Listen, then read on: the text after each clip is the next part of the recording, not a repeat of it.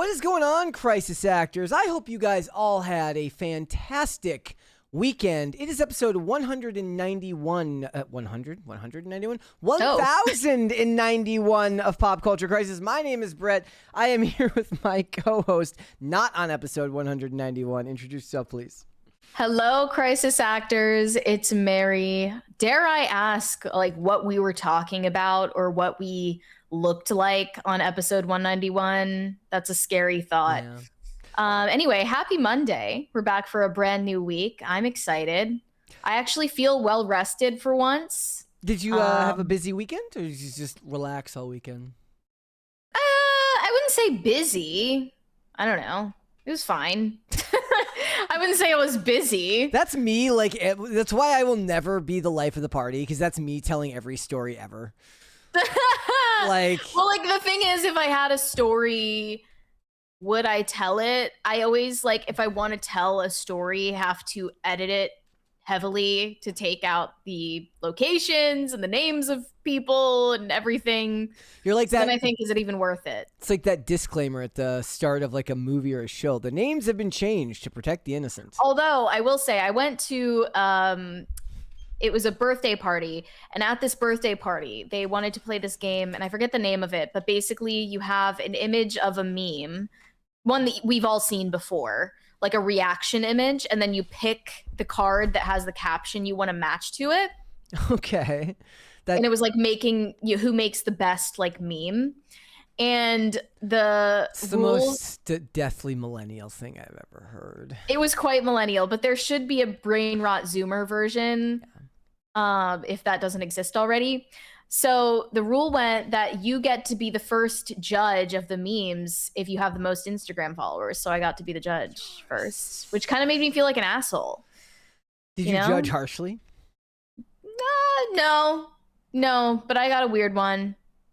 Maybe I'll explain that later. Yeah, you should. You should. We got a 20 real quickly. Do you want to read that one from Shane H. Wilder? Read that. Yes. Happy Monday, Brett and Mary. The Circle K near me just started a promo. Buy a roll of Zins and you get $20 off and get 50 cents off per gallon of gas. The FDA says Zins aren't harmful and I save money on gas. What a time to be alive. I did not know that the FDA had made a pronouncement on Zins. I feel like it might be too early to say that they're not harmful, even though I'm a big fan, because they've only been on the market for a handful of years. But I believe it. I believe the science. They're not just not harmful. They're actually good for you. They're actually healthy. Yeah, it's actually a superfood.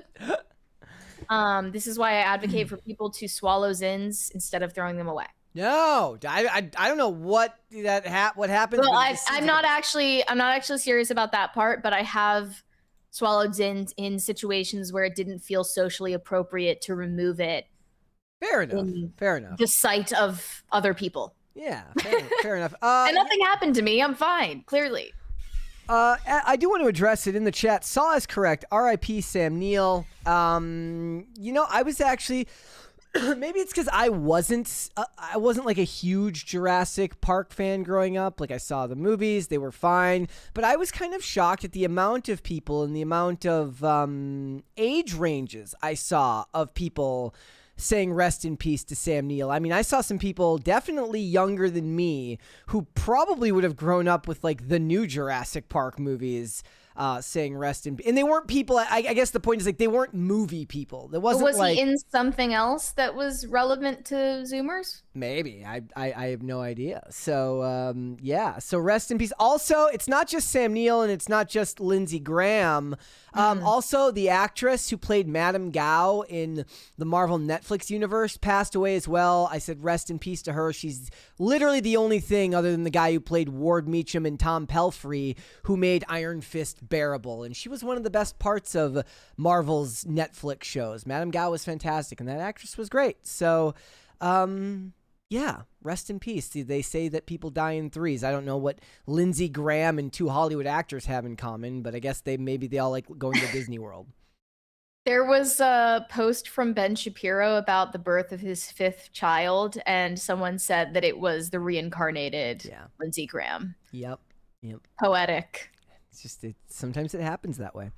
All right, guys. As always, hit the like button on this episode. Subscribe to the channel if you're new here and you've not subscribed here yet already. Please and thank you. Share the episode out with everybody in your life that you both love and hate. The more people that you share our show with, the faster our channel can grow. So thank you guys so much for that. I also want to thank, if anybody here showed up to the Timcast Discord late Saturday night, it was literally it was like 10 p.m. and I looked at Olivia and I'm like, crap. We were supposed to do the Discord show on Saturday at 7 p.m. And I completely forgot. I didn't have a fancy excuse. I wasn't fighting lions, tigers, or bears. I wasn't going on a secret covert operation for like some type of intelligence agency. I just forgot. So you were busy orchestrating the cover up of Lindsey Graham. Let's go with that. So I hopped on. I quickly planned a show, and then I swore a lot while talking about the new James Bond's, the news about James Bond, which I do need. Good for you. I think we'll cover that tomorrow. The casting director of like the last 14 James Bond movies came out and basically said he should be white and male, and then the article goes out of its way to make her look like a dumb country bumpkin type person. Wait, I thought she only said that he shouldn't be famous. No, this is a new interview. Well, it wasn't even an interview. She was at like some, like, you know what it's like when they go to these like expos where they have them up there to talk about stuff, and you're like, how do I get invited to one of those? I want to stand up on a pretentious stage with a microphone and talk. But she basically said that. She goes, no, this is what Ian Fleming wrote him as. But then in the same breath, she admits that she's never read any of the books. And the article goes very in depth, making sure you understand that so that they can make her look like she's either disingenuous or racist. At least that was the implication I got from them making such a big deal about the fact that she didn't seem to read the books. But I talked about that on Saturday night. We'll probably talk about it again tomorrow. Remember, we have special guest Vera Dark on the show tomorrow, so make sure you tune in tomorrow for that episode. But if you did show up to the Discord show on Saturday, I thank you, and I do apologize for being late. I promise I was doing something very, very important. So, all right, what are we getting into today? We have a lot of stuff to talk about. Dwayne the Flop Johnson has starred in yet. I feel bad. I feel bad because I think that, him shutting down the Variety Reporter was a necessary thing. But what the hell? It's funny. Moana has flopped on the level of a Snow White remake, so we will talk about that. Really? Yes. Did they cost the same? I mean, it's probably cost maybe a little bit less than they were. It was about $250 million. It's a lot of money. Right. I just forget the Snow White budget, but it is basically at that level with less fanfare. I think there's about $7 million between them difference between worldwide box office and its opening weekend. We'll look into that a little bit, but it's a flop. And, as I said, Dwayne Johnson has flopped. Moana has flopped. We'll get into it because it is very interesting to see what is going on at the box office this year. At this point, I'm going to have to guess that the only movies that are going to do well are the ones other than The Odyssey and Spider-Man. The only ones that are going to do well are the ones we're not expecting to do well. So we'll talk about it. We're also going to talk about Charlize Theron. She is the subject of the thumbnail today. People are accusing her of being on Ozempic. It's a satanic panic, but Ozempic edition. I feel like this is getting out of hand, people. So he's just skinny. Yep. So we're going to talk about that. And then we're also going to talk about poor old Patti LuPone, who is just pissed and doesn't seem to understand why a gay cruise has been stopped and removed from ports of Turkey and Egypt. Sharia law? I don't know her. There should be a drag queen named Sharia law. That would be amazing. Somebody should do that. Would they dare? It would be the only pro-American drag queen there is. Wait, I'm wrong. Turkey and Egypt, they're not even under Sharia law, are they? They're just Muslim. Yes. I mean, I have no idea. I don't really know at this point, but in the chat, Leif Erickson says, Odyssey do well. Yes, I do still think it's going to do well at the box office. I do. Not as good as Spider-Man, but I do still think it's going to do well. So we're going to get into that. We're going to talk about the fact that these people are shocked that these countries would reject a ship full of gay people, to which I say, that's why you're supposed to be here in America, because America seems to have no problem with that, yet you hate America, which makes no sense at all. So we get into that. We got a bunch of other stuff. Are you ready to go? Yeah, I'm ready to go. Let's go for it then. Looks like another historical flop for Disney in the live action remake of Moana. No one is surprised by this, except for me, weirdly. So the movie had a budget of 250 million, and I saw this prediction from Global Box Office before the weekend was up, saying that because of the domestic preview numbers, it was expected to not even reach 40 million this weekend by the time the opening weekend was up. It said it will now be missing the 50 million domestic prediction over the weekend, which it did. It reached, looks like $43 million in its debut, among the weakest of Disney's live action remakes, according to Variety.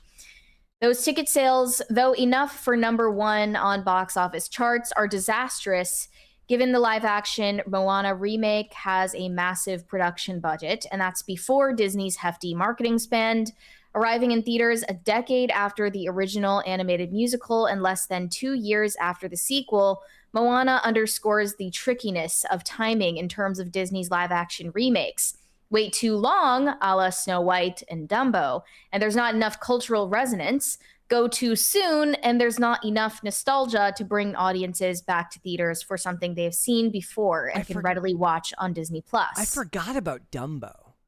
Yeah, everyone did. Wait, was that COVID era, or was it like right before COVID? Wait, let me It had look to be that up. 2019. It had to be 2019. It had to be like right around the time. I bet you it was like Christmas 2019. Pre-COVID. Is it? And like it was this. Yeah, it was 2019, directed by Tim Burton. Yeah. And I remember one of the major criticisms of it was that they like animated Dumbo to look like this scary, soulless. Like they did the same thing that they did to the live action Lion King. Yeah, where they can't actually have them emote fun in a fun way the way that they can in the animated version. Which like I guess is sort of Tim Burton to like make them a little bit uncanny, but it doesn't feel like a movie you give to Tim Burton. No, it doesn't. But also like I don't know if Dumbo was that big of an IP for Disney in the first place. Like, I guess everyone knows about Dumbo. It's a name everybody Who cares? knows. Everybody knows. Everybody knows the name, but it's like, does anyone remember watching that as a kid and actually caring about it? We've got a 20 from Shani Wilder, says, episode 191 was Amazon will declare Rings of Power a success no matter what, with special guest Carter and HCB. Y'all talked about Gabby Hanna's psychosis, yes. The Blackberry movie, Shaq making his kids get degrees. It ran 2 hours and 43 minutes. That is such a throwback. One day I'm going to get Hannah psychotic episode. One day I'll have 10,000 hours to master this podcasting skill, but it's going to take a long time. Overseas, also Moana floundered. I know Variety loves that. I mean, that would be better in a Little Mermaid movie, but so the global tally was 95 million by the end of the weekend. Disney, according to David Gross, invented this live action phenomenon based on their animated films, and they've had remarkable success with them. ? But this opening isn't close to Disney's past remakes. Wait, what are the remakes that did well other than Lion King? Both Lion Kings did. Lion King is the only one? Remember? No, because remember Lilo and Stitch also did well. Yeah, remember the second Lion King one looked like it was doing really bad, and then it just kept going over the Christmas break? I mean, they're making it seem like there's this sweet spot of IPs that you can adapt into live action and see success doing so. You're better off just making a sequel at this point. You're better off just making a sequel. If it's dependent on the amount of time that's passed since it came out originally. Yeah. That would mean that The Little Mermaid should have done much better, but it didn't. It just barely got into profitable territory. I think it ended up with like what, 600 million total? I think it was in the 5s. Maybe I'm wrong. Really? Maybe it didn't even reach 600 million, but it was not a huge success. Mm-hmm.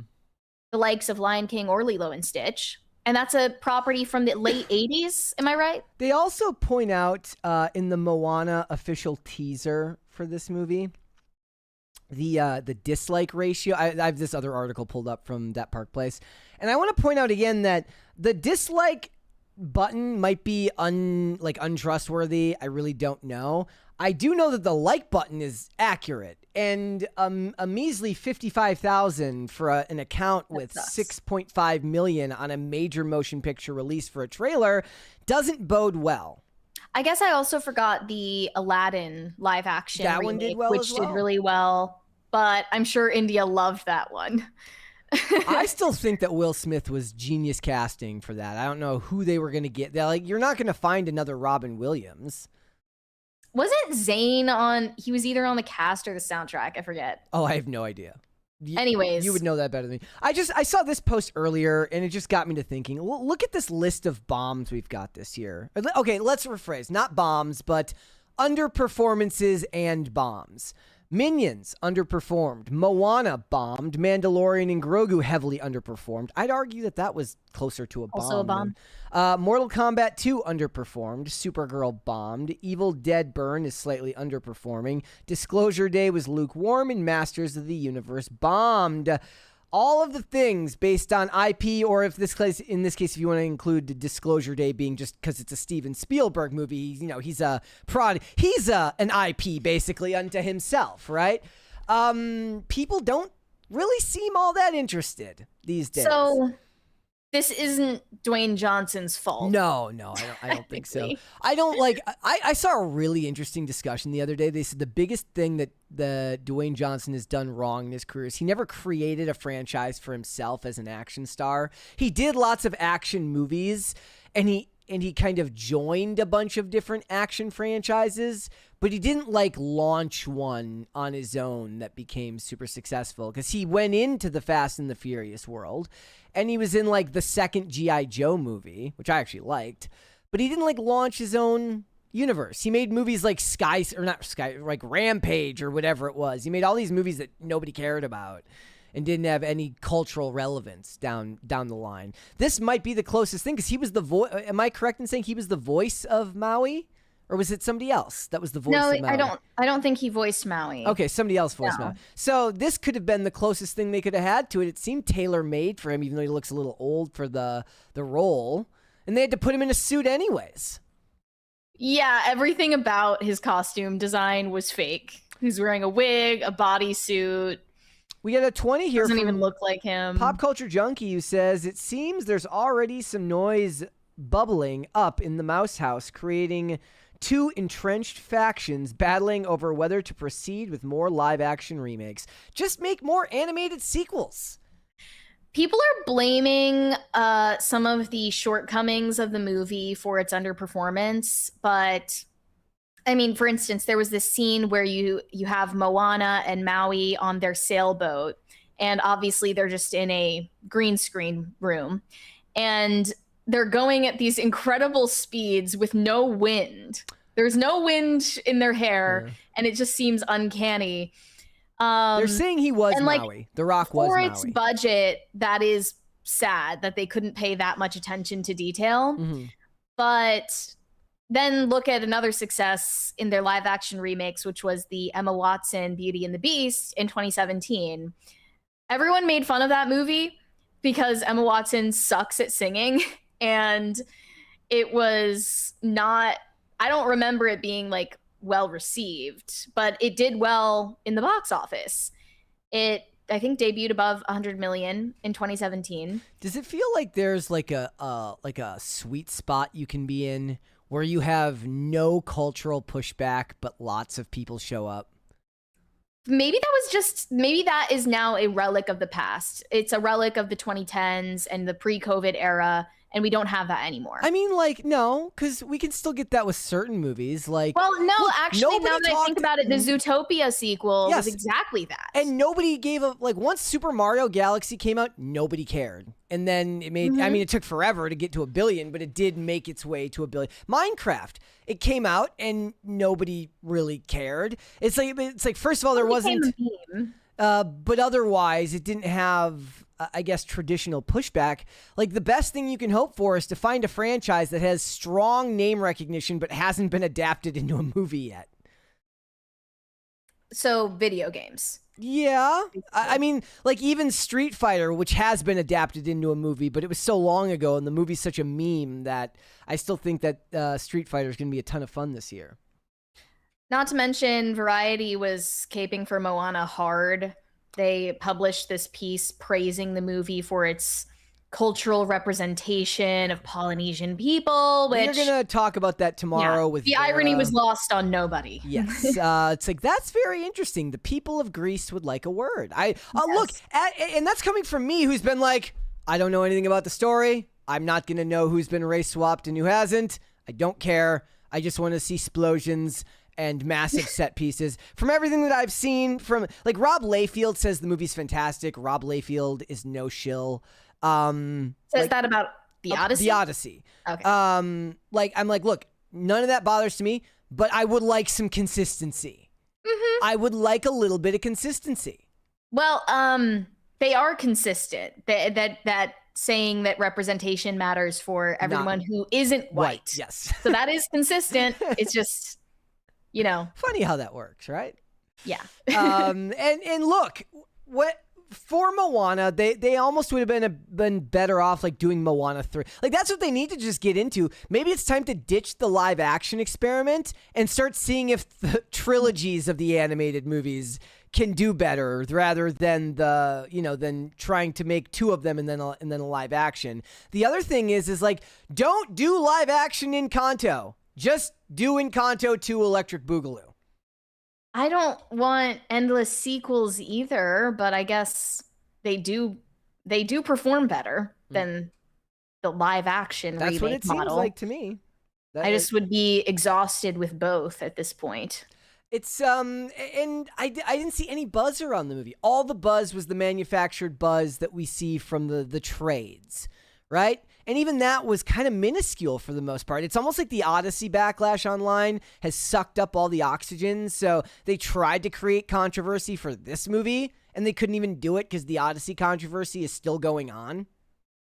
By the way, the Rapunzel live action remake is still in development. Yeah, the Tangled. And time to rethink that one. Just do Tangled. Disney panicked after Snow White came out and reworked the whole plan of casting the live action Rapunzel. Yep. Reportedly, so that they had to get it very much accurate to the character design of the animated version. Good for Catherine Hahn. Hope that's still going forward. Yes. So maybe they've built up some more goodwill for that one. Maybe that will perform okay. We'll see. I was watching reruns of Crossing Jordan because I couldn't sleep last night and seeing like 20-year-old Catherine Hahn. And you're like, my gosh. Well, she's probably older than that at that time, but not by much. She's been around for such a long time. I love those stories of the ones who kind of like, you've heard of them. And this used to happen in skating too, where like multiple people would come out of like a city and like you'd kind of wonder which one was going to make it farther of them. And she kind of separated herself and made it way later. Like she was always working, but she separated herself and made herself like a mainstay in movies much, much later in her career. She's kind of the answer to the argument that Hollywood is ageist. In a weird way, she hit her stride after she left her 20s. Yeah, and there are plenty of examples of actresses who saw a renaissance in their career after getting up there in age. But maybe less so of ones that actually hit the success later. Mm-hmm. Like some that were popular in their 20s and then have like a career resurgence down the line. Pedro Pascal is a good example of that for guys, but there's a lot of male actors. I was thinking of Jennifer Coolidge. Yes. Well, I mean, but she was also popular in her 20s because of American Pie. Yeah. Mm-hmm. Yep. All right. Your other option is starting an OnlyFans. Yes, that's about it, sadly, now. All right, let's move on. We're going to talk about Taylor Swift. Apparently, little did you guys know, she actually turned her entire wedding into an advertisement for Indeed.com. Yes. So more details are finally surfacing about the cursed Taylor Swift, Travis Kelce wedding night. There are leaks from insiders talking about the cringiest moments of the night. But there was one particular detail which basically confirmed what we already know about Taylor Swift, that she is ever the businesswoman. And she essentially used her own wedding night as a tool to market Travis Kelce as an up-and-coming Hollywood star, and he's looking at his future after retiring from football right now. So she essentially used their wedding as a networking event to give him conversations with power players in Hollywood to get him acting roles. That's at least the rumor that's surfaced in the Daily Mail. But they said it's safe to say Taylor Swift wanted her wedding to be talked about, and talked about it has been, though perhaps not in the way she anticipated. We have heard how at the rehearsal dinner, Lena Dunham left gathered guests gasping when during a speech she said American football is just straight guys reenacting gay porn. Of the 1,000-person main event the next day, one guest reports that the ceremony was very long, the couple's vows each lasting around 20 minutes. Again, I think that is a crime. There's also been criticism of the food that was laid out for famous attendees. One said, I couldn't believe there was a buffet at the wedding of the year. That felt like such a tacky move. A-listers having to stand in line. It wasn't quite what I expected. This wasn't the wedding, though. This was their celebration after the fact.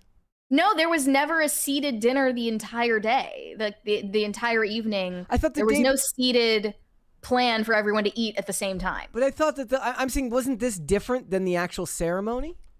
This is the rehearsal dinner for 100 people. Yes, they sat down and had dinner.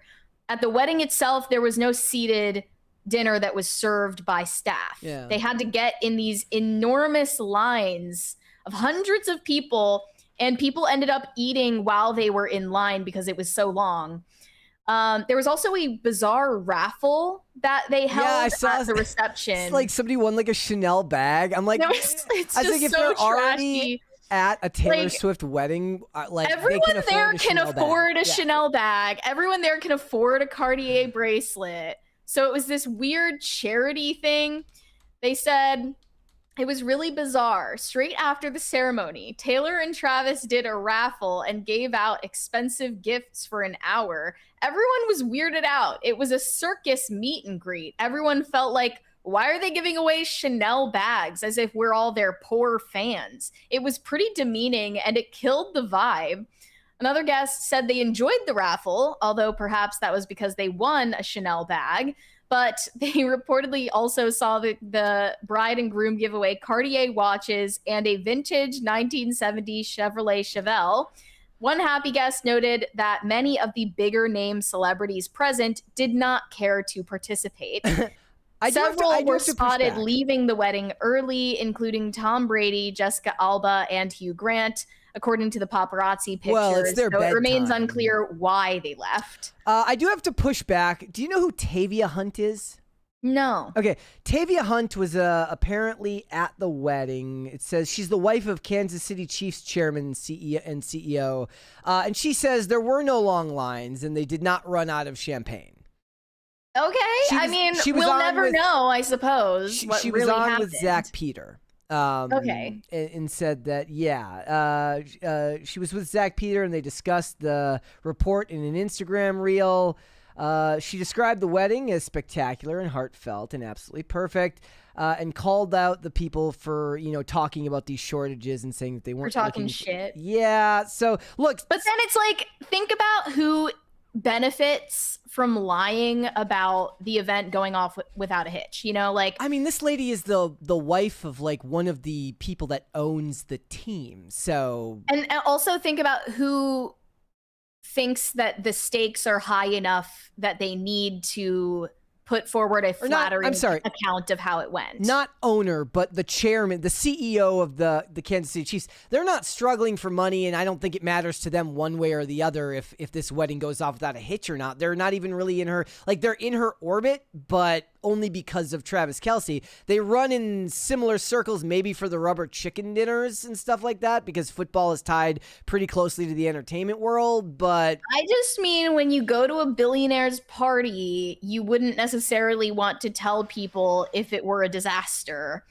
Then they also said there were some guests who had never even met Taylor Swift or Travis Kelce, yet somehow got an invite. We actually don't know them. We were surprised when we got the text. It was just odd and seemed like a corporate charity event. Some of those big name invitees were potentially there for Travis Kelce's benefit. Taylor and Travis worked the room like crazy, with Taylor introducing Travis to every heavy hitter there, especially Steven Spielberg, Tom Hanks, Brad Pitt, Adam Sandler, and Tom Cruise, all people who can help get him cast in movies because he wants to become a big actor after he retires from football. It felt like a networking event to help Travis get a leg up in Hollywood. I don't even know if he's already like he had a cameo in the Netflix Happy Gilmore movie. He had a reality show. He's got his connections in the industry. Not to say that you can't always have more, but I think that this is just as much for her own vanity as, you know, if I'm to believe all of this stuff and they invited people that they don't even know, I think this is her own vanity as much as it is his. Oh, I mean, the worst example of all, I think, is walking down the aisle to your own song. I mean, Love Story, by the way. Is that true? That's what they said. That she walked down the aisle to an instrumental rendition of Love Story. I do not believe that. Until she comes out and says that herself, I do not believe that. That paints the most ridiculous caricature of who she is. I will believe that when she comes out and says, I did Taylor's version instrumental for my own wedding. When she says it, I'll believe it. Well, she is ridiculous, so I believe it. Okay.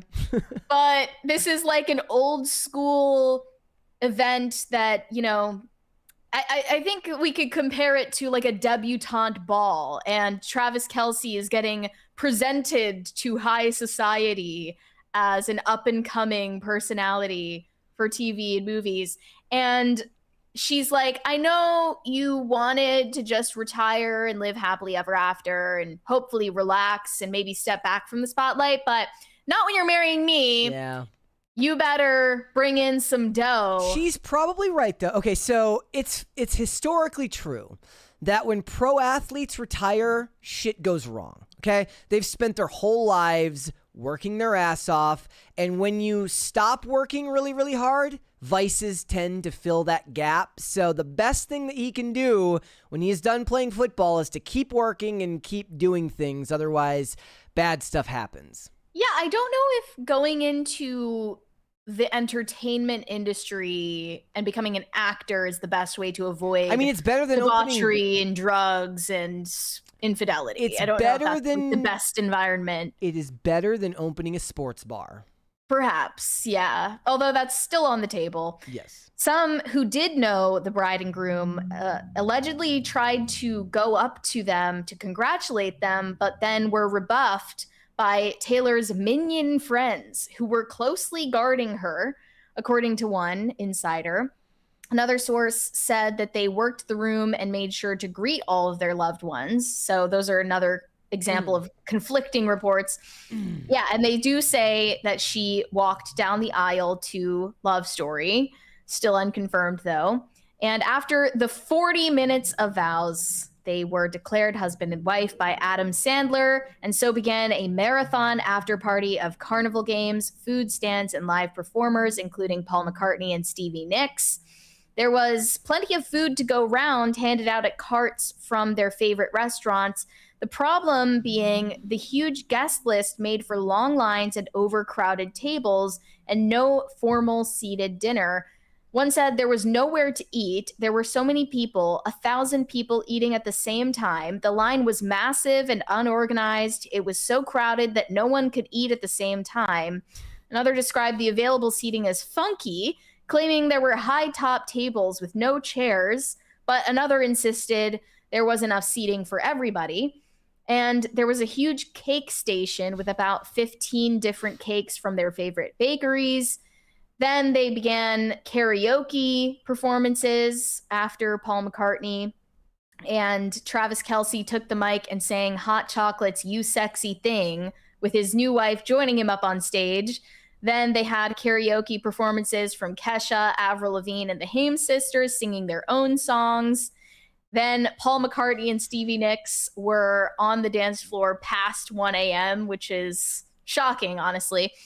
And then another guest said it felt like Taylor Swift hosted a concert fan event. And they, of course, as the bride and groom were happy about how everything went, but wait. I would say it was a different story according to the attendees. Wait, I may have to change my answer. I forgot that this whole thing was being filmed for like a movie. Well, I don't know if that's true because another report said that wasn't the case and that none of it was filmed. If this was filmed for a movie, then perhaps I can buy the ridiculous idea that she would walk out to her own. It's like, what was that can be changed in post. Yes, it absolutely can. They're gonna fix it in post, and they're gonna put in somebody else's song to make her seem less self-absorbed.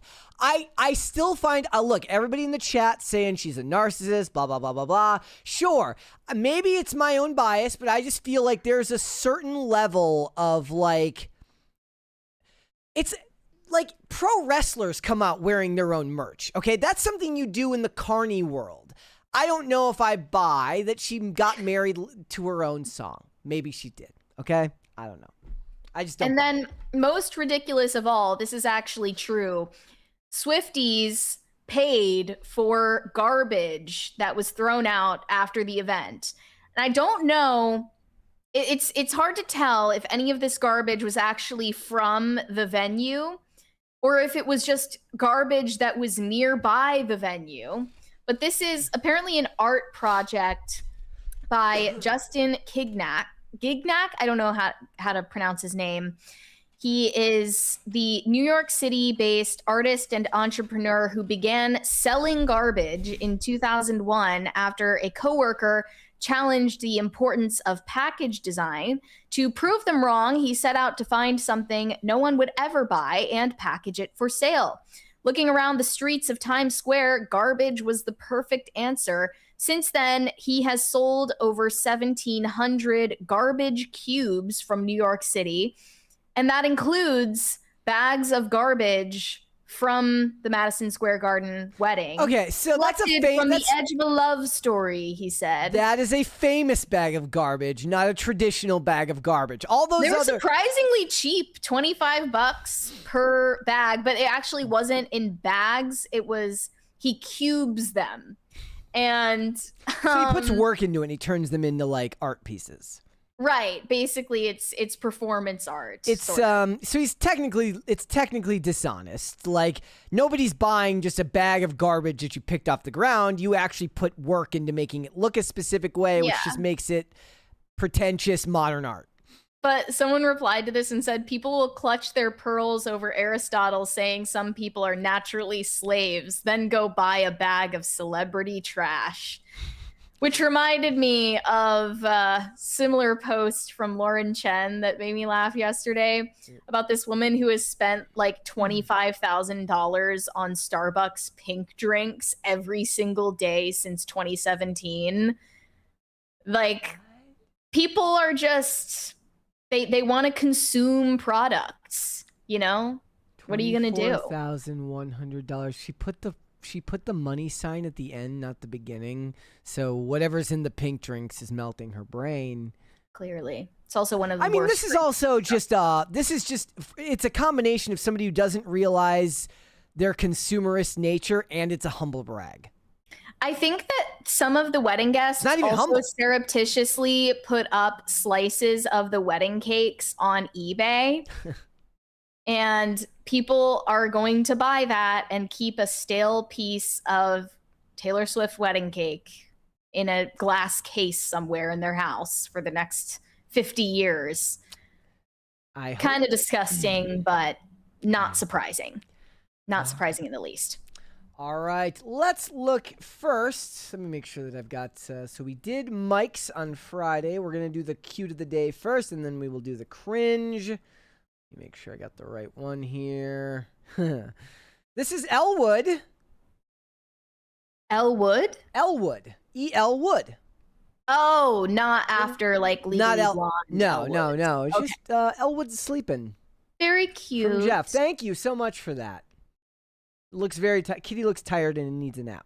Mm-hmm. All right, you said that the cringe was particularly bad today. I don't know if it's particularly bad, but I didn't know where this was going when the video started, and I needed to share it with all of you But yeah, this is a rant about the downfall of Ken. Like, this is who they want our daughters to be attracted to. At least this is who they want Barbie to be attracted to. This beta male soy latte drinking man-child. Just start at the bottom. Platform shoes, skinny calves, purple accessories, matching pastel outfit, pina colada coconut drink, pink tie-dye towel, bracelets, feminine eyes, pouty lips, soft jawline, turquoise highlights in his long hair, purple sunglasses, a boogie board that says extra. Aside from all of that, it's awful. Also, Barbie's Who is this lady? $29. Why is Ken $69? Where's the lineman, the roughneck, the cowboy, the hunter? I want to see those Kens. See the Kens who are protectors and providers. Just that part is really what got me. Like, where are the protectors and providers in the Barbie dream house? Is there like a family annihilator Ken who just comes home from work and... But no, it gets crazier. She has a comparison. Okay.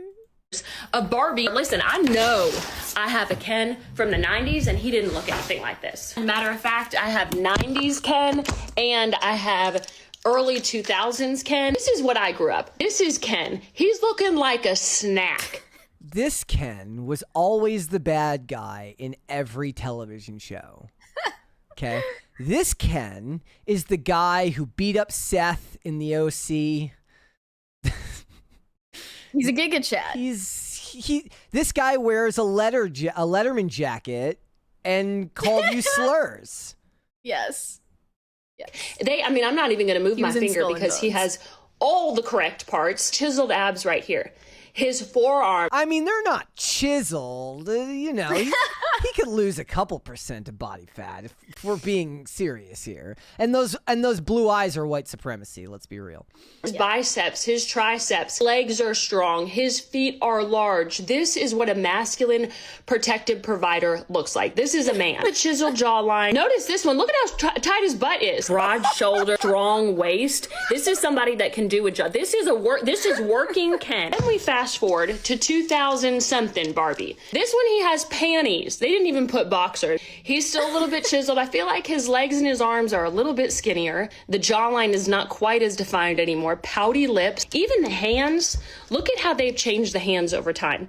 A little bit more feminine. And Boo was at the beach all day getting his pump on. We don't want this, no man. Like, this is...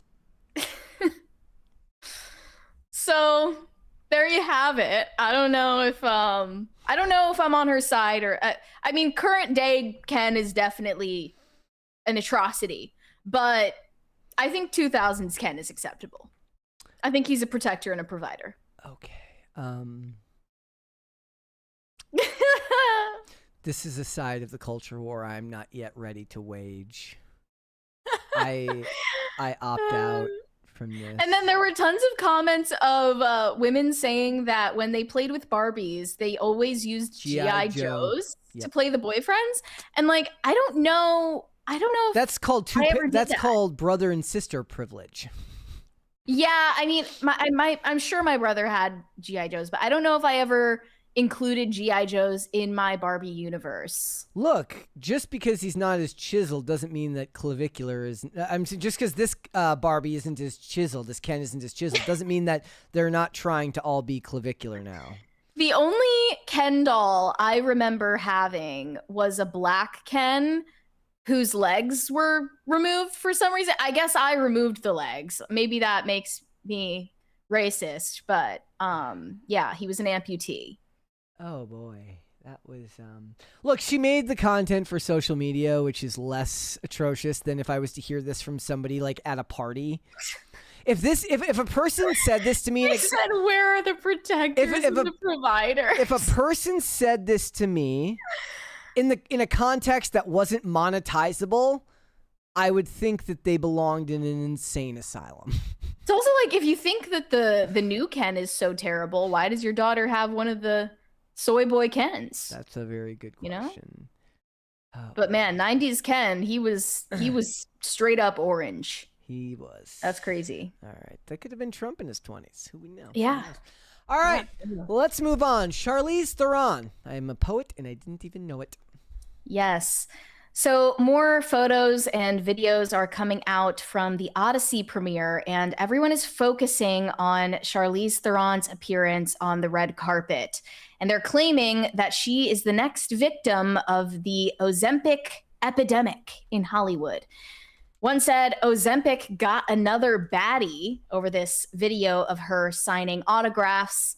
Another one said, unfortunately, Charlize Theron has been consumed by the Ozempic monster. Or maybe she wants to look like the ghost of her trans kid's future. So let's take a look at this video and assess what we think is going on. Because I'm going to be honest, I have the unpopular take here. Okay. You see her in the video. She's wearing this very low cut dress that is well below her sternum, almost to the belly button. I wouldn't really approve of anyone wearing this, but it's especially unflattering on her. It also has a low back. Her arms and armpits are totally exposed.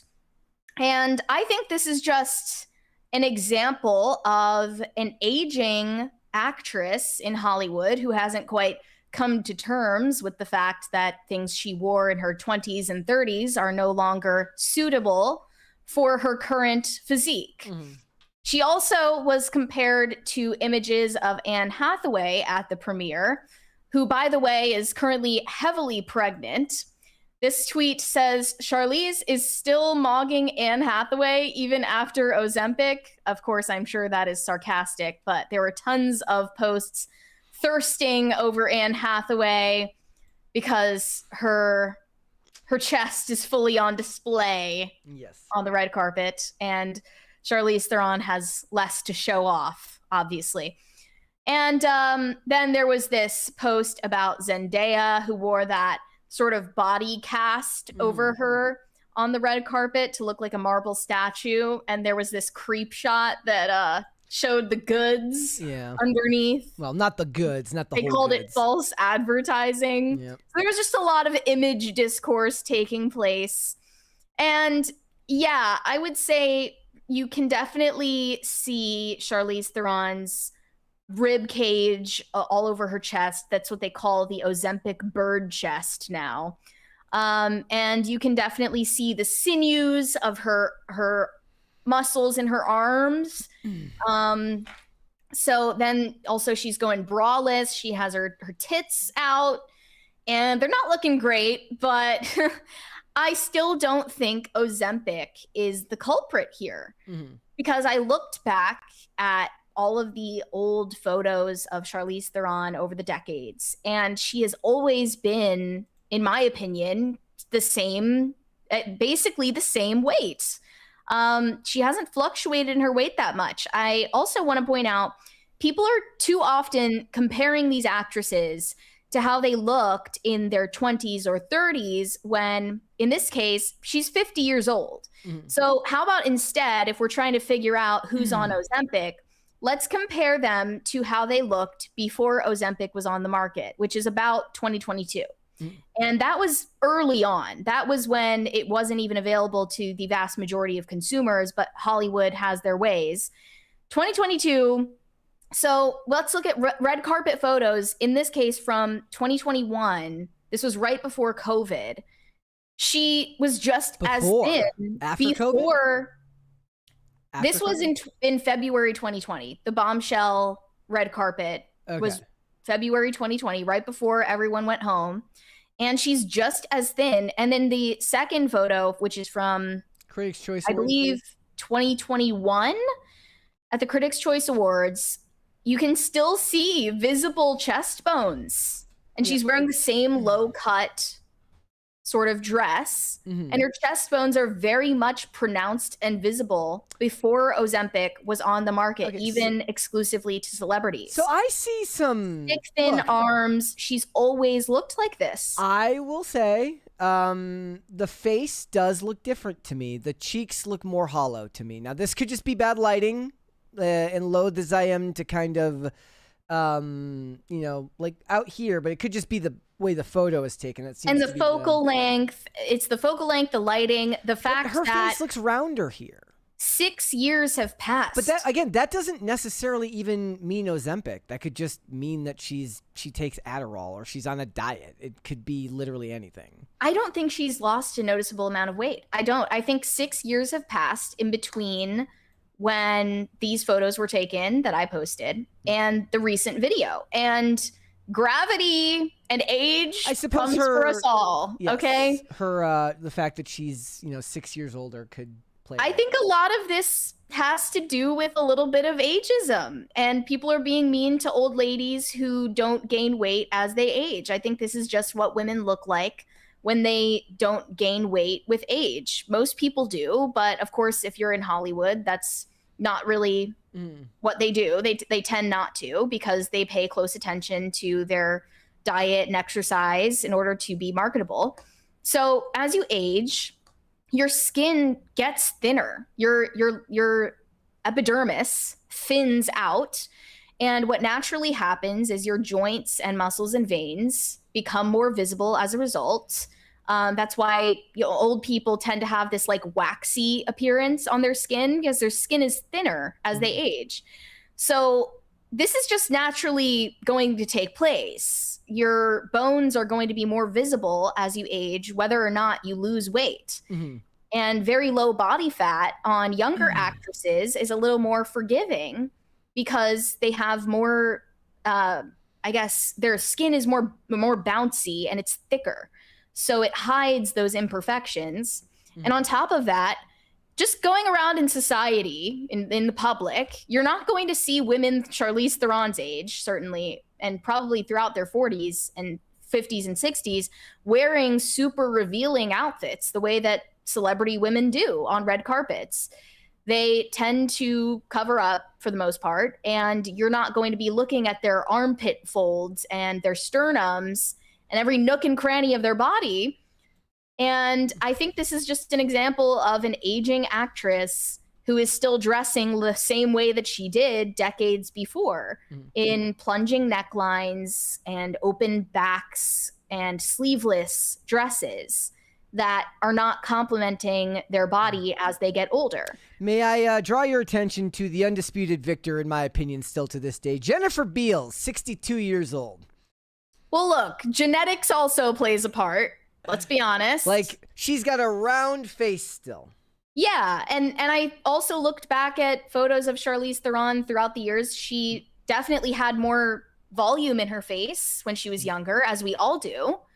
But your face naturally hollows out as you age, and she always had pronounced cheekbones. This goes the same way for Margot Robbie. She always had hollow cheekbones. It's just when you age, they become more and more noticeable. Yeah. If you had a chubbier face when you were younger, then you'll probably be you'll probably have an easier go of aging, at least in your face, compared to someone who already had hollow cheekbones in their 20s, which goes for a lot of actresses because it's an attractive trait. So then when I posted this, a bunch of people were basically just spinning conspiracy theories about how literally everyone is on Ozempic. And I'll believe it in the case of, first of all, actresses who actually admit that they're on Ozempic, like Mindy Kaling, but also actresses who have lost a significant amount of weight, which Charlize Theron has not. Yeah. There's almost no difference from what I can tell beyond just 6 years passing. And you're not going to look the same way you did in your early 40s as you do in your early 50s. And someone did comment saying like, well, the last time she looked like a normal person was when she was in The Devil's Advocate. And I looked that up, and that came out in 1997 when I believe she was 21 years old. And I was like, you're telling me a woman looked better when she was 21 compared to when she's 50? No kidding. Like, that's just what happens to all of us. We all get old and ugly, and we all droop and sag and hollow out. Like, this is the cruel reality of life. But I don't think Ozempic is the culprit. I think there is sort of a satanic panic going on in regard to Ozempic. There is Ozempic psychosis at this point. And maybe we should take into account that we're so accustomed to seeing overweight people in the general population that seeing someone who's not overweight or not gaining weight as they age, it's so jarring to us because that's not normally what we see. I'm with Cord in the chat who says that Charlize has skinnier cheeks because USAID stopped funding. Right. That's what happened.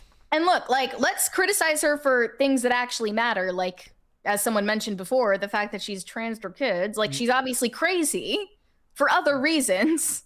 Yep. But I don't think she's on Ozempic. In fact, Colonel Kurtz replied to me, and she said the face is the dead giveaway. The withering of the facial fat pads occurs either with Ozempic, stimulant addiction, or HIV drugs. So, like, up here, right? Yeah, but facial withering also happens when you enter old age. Like, you forgot to list that, you know? Yeah. I mean, seems pretty normal to me. I just feel like we're reaching a point where a bunch of Hollywood bombshells are getting old and people don't know how to cope with that. What you're saying is wait to take the Ozempic until you reach the age of plausible deniability and be like, I'm just getting old. Maybe. But again, she never needed it, and I don't think she's on it. Okay. All right. Look, loath as I am to speculate for this, I think that it's not something that's ever going to matter because she'll never. Is she one that talks heavily about this type of stuff? Does she get into it about her appearance very often? Because a lot of these celebrities, they do like to talk about this type of stuff. I don't know if she's one who's known to talk about it. Let's just look it up right now. Let's see. See what it says. I think, it says she's expressed having a healthy relationship with her body historically, stating in past interviews that while she does not have a perfect body, she feels completely comfortable and happy with her appearance. She says she maintains her fitness by hiking, yoga. She doesn't obsessively count calories. That's according to her. Of course, when you have a personal chef, you don't need to count calories. Counting calories works, ladies and gentlemen. It does. It just it requires you to do a couple of things. You have to be rigorous, or you have to be boring and be willing to eat the same thing every day. I recently saw one of these rage bait, gender slop posts that was like, all women have to do to look like this is not eat like a pig. No, and it was a photo of an actress, and I forget the actress's name now, but I see that same photo come up in viral posts often.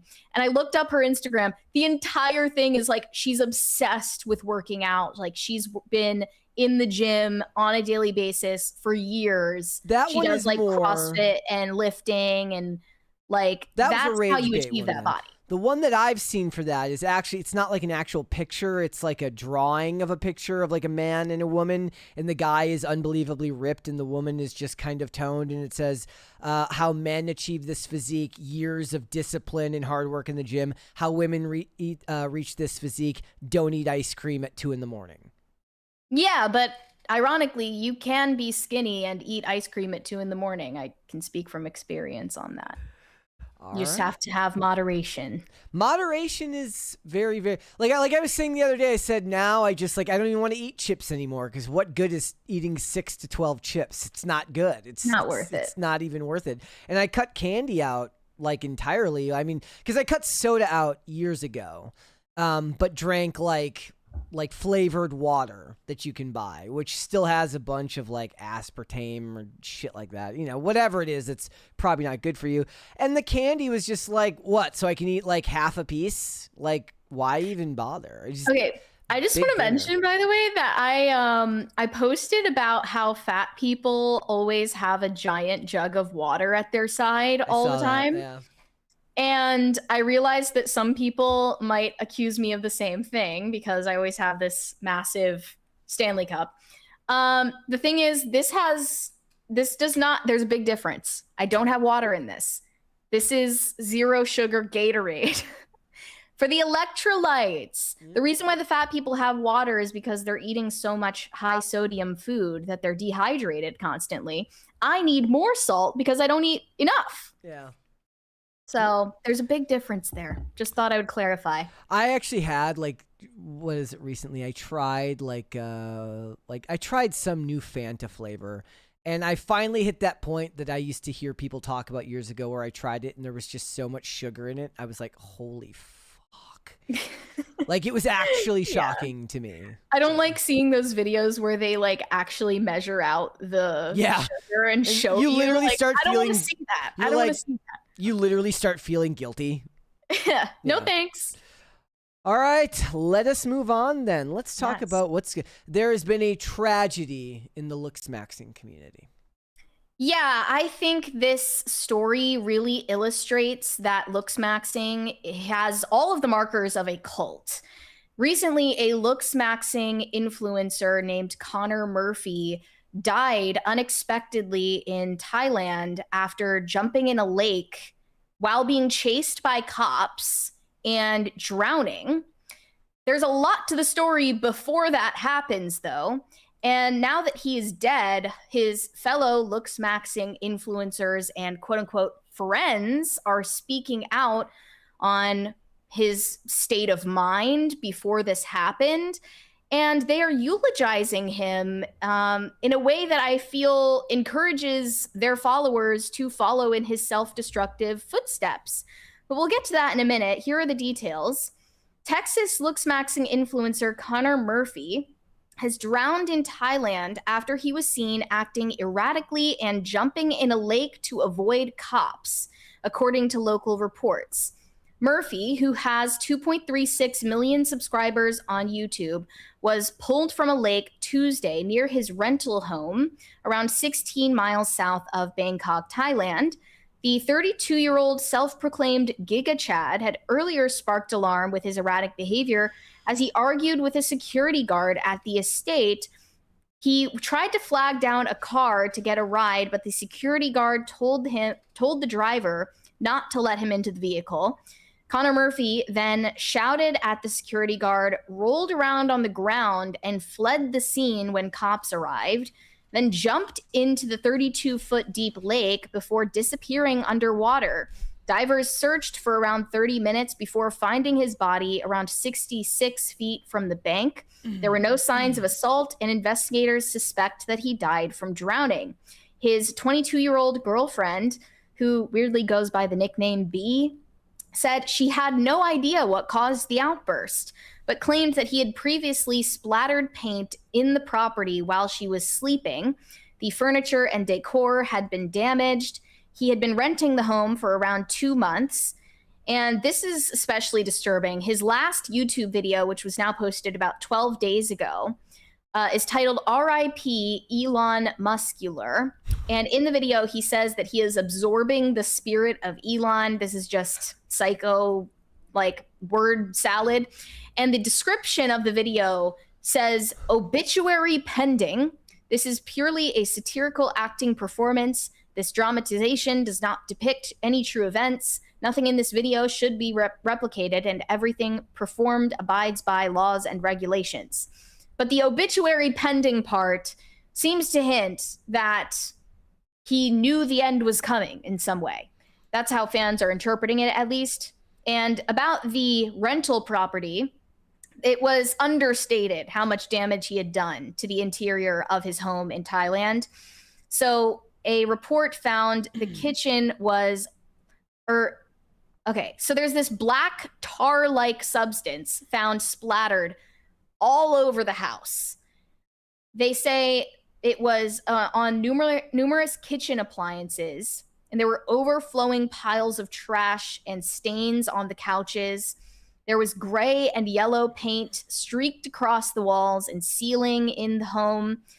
And it was in the kitchen littered with pots, tools, bowls, a kettle, a blender, and other equipment covered in grimy black substances, and cardboard boxes filled with bottles, cans, and additional trash.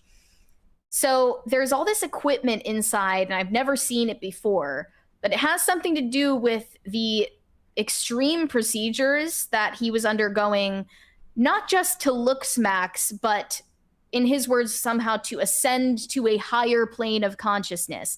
And this is where Looksmaxxing converges with weird new age spirituality practices. He was allegedly injecting liquid gold into his body. That is according to a couple of friends of his, or so-called friends. His former friend, who goes by Tony Huge, spoke out in an Instagram video, and he claimed that before his death, Connor Murphy was gaining superhuman abilities. And that wasn't a lie. He actually was, according to him, tapping into a level of consciousness that most people never will be. And this is where you lose me. I think that this person is grifting off of his friend's death and lying to his audience. And I don't know if he's stupid, ignorant, or evil, or all three of those things, but he's essentially lionizing this person who committed slow suicide, and he's thereby encouraging both of their fan bases to imitate this behavior. Androgenic, another well-known Looksmaxxing influencer, also spoke out about this gold injection practice. He started to get this fixation on gold and believed that gold was some gate-kept mineral by the higher-ups that gives you special powers if you ingest it.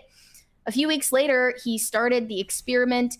He was injecting gold, and he was just crazy, covered in discoloration from gold poisoning. He ended up covered in his own blood, running around his neighborhood, screaming. The police were called, chased him down. He ran into the lake, and we know what happened next. I always had this thought that Connor Murphy is so deeply understood, but it's so unfortunate that I wanted him to be vindicated. I wanted him to completely vindicate himself and for people to realize this guy is on to something. This guy is actually smart and he knows how to live better than the average guy does. So even Androgenic is also saying, no, he wasn't crazy. He was actually finding a secret to Looksmaxxing and spirituality. It's like that guy who developed a way of, driving a car with water, and then the CIA killed him. Yeah. And even in this video, let's show this video of Tony Huge talking about the liquid injections of gold. He admits that this had to do with his psychotic breaks in the past, but still says there had to be something to it. The top video or the bottom video? At the top. Okay, here we go. He was very always conscious about health. So health was his first priority. And he was trying to improve his golf game and his looks. The gold was... What the fuck golf got to do with anything? For yeah, two he was reasons. obsessed with golfing, and he lived on a golf resort in Thailand, I believe. Okay. Mainly was one was for Looksmaxxing to change his skin color, and two was to give him superhuman abilities, especially and including improving his golf game, because that was his real obsession. So yeah, he started doing the gold injections maybe more than a year ago, but he only did like a couple of them, and then he had an episode like he did recently, and then he stopped doing the gold. And I don't think he realized that the gold may have had something to do with it at the time, and I didn't either. It started with him actually buying gold on the internet, like gold that's made for medical use or something, but it was very expensive. And so he figured, why not just use jewelry gold? Because in Thailand here, you can buy gold for good prices. So he did it back then, and then he stopped. He didn't do it for all this time, and then he just started it up more recently again. And he started by doing lower dosages just to be safe. And with every gold injection that he did, he felt happier, stronger, better in every way. And so his confidence in the gold increased, and his dosages went up to the point where right before his passing, his goal was to basically get as much gold in his body. There's no such thing as too much gold, and completely saturate himself. I can't tell anymore what's real and what isn't. That's where it ended. People. Well, there is a sinister implication in what he is saying here, which is that somehow Connor Murphy died for a good cause. Like if this guy was to say right now that Booster Gold was his favorite comic book character, I would 110% believe it. If he was like, he grew up reading Booster Gold comics and he was really angry that Kumail Nanjiani was supposed to play him in the DC universe, and he thought that if he injected himself with gold, he might be able to get cast as Booster Gold instead, and unfortunately it just went wrong. If he said that, I completely believe it. I mean, maybe I wouldn't believe that somebody his age cares about comics, but other than that. These people say and do such outrageous things that the line between sincerity and satire is non-existent. So maybe to him, this is all a big joke, but he's trying to indoctrinate his audience into believing that Connor Murphy was just on the brink of a breakthrough. And maybe, just maybe, you should look into this practice of injecting gold into your body for the purposes of looksmaxing and I guess, I don't know, a higher plane of consciousness. So that to me is the most remarkable thing about this whole story. Not just that somebody lost his mind and, sadly was in a psychotic episode and drowned himself, but the fact that the people who live to tell the tale are making him into some kind of hero, some kind of like folk hero for their online community. And thankfully, people in the comments aren't buying it. They're actually saying, you're not a real friend. You should have done something to help this guy. Tony was with Connor Murphy just 11 days, I think, before his death, because they were collaborating on content together. And I don't believe for a second that he was ignorant to what was going on. And I also don't believe the account of the supposed girlfriend either, who says she had no idea what was going on. Like, you were living in a house with this guy for months and saw him spiral out of control and did nothing to stop it, did nothing to get him any help. And this is the result. And still, it doesn't seem like they're taking it seriously. I could 110% believe that he died from the complications of meth psychosis. Yeah, who knows? Who knows? But then if we're to believe that he was going to, buy gold from Thailand street vendors, I mean, who knows what was mixed with it? And seriously, he was getting scammed and buying lead and injecting himself with lead. I have no idea. Telling me that Americans go to other countries and have a rude awakening when they accidentally drink the tap water, but this dude is buying gold from Thailand and injecting it into his bloodstream and expects nothing to go wrong? Yeah. So also, one last detail. Connor Murphy was in the middle of producing a documentary before his death. TMZ reported that this doc was focused on looksmaxing and biohacking. Along with a friend of his, they were the focus of the film. And production crew had already completed at least one filming trip to Thailand, with another planned before his death. The doc was being made allegedly for Hulu. Now I'm sure Hulu has an amazing story on their hands, much better than the one they were planning to tell originally. And the entire doc is going to be about how this man died in the pursuit of looksmaxing, mental elevation. I don't know. But now the story is much easier to market. Just imagine the Hulu producer dancing a little jig after this news came out, because they love it. They're like, we're gonna do so many more views now. Oh, that was depressing. That was a depressing one. Let's just move on. That was too depressing. We have a happy story now.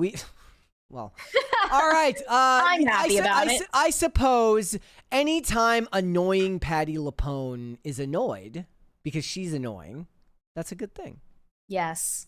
So recently, 2,000 gay men and Patty LuPone were in for a rude awakening as they embarked on a cruise and planned to enter mostly Islamic countries, Turkey and Egypt, being then turned away from both ports.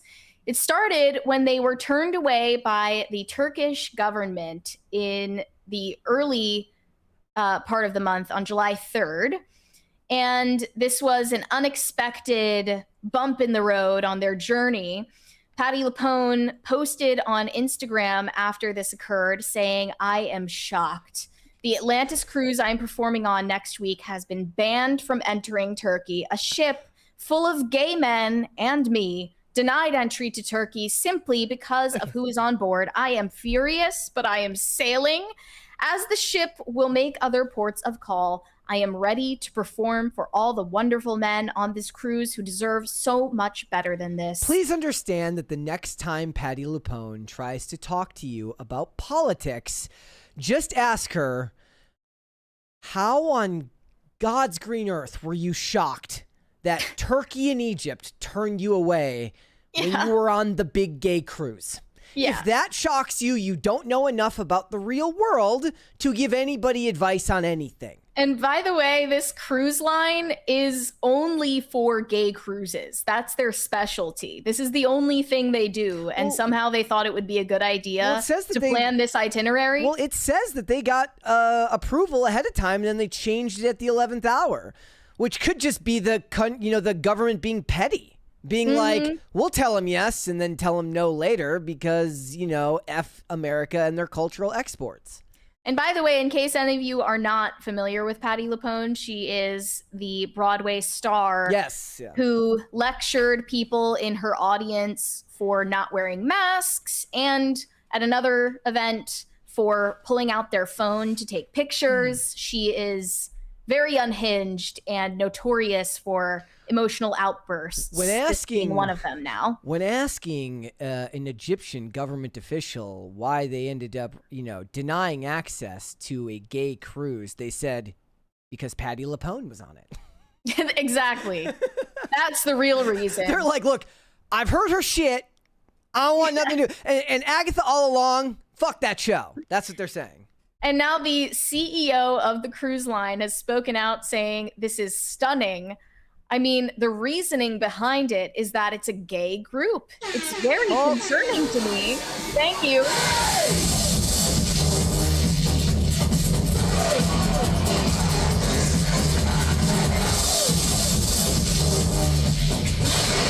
He said, "It's very concerning to me when a country decides they can pick and choose which tourists are allowed in and which are not." I think that's kind of the whole point of being a country, is that you decide who can be there and who cannot. At the very least, they're proving that they're not just ignorant of America, but also of the rest of the world too. Like everything.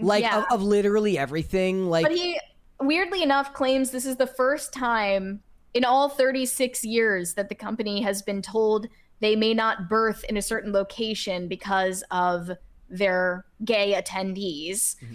The cruise was initially marketed as an epic, all-gay voyage from Athens to Venice to the Mediterranean's most iconic destinations.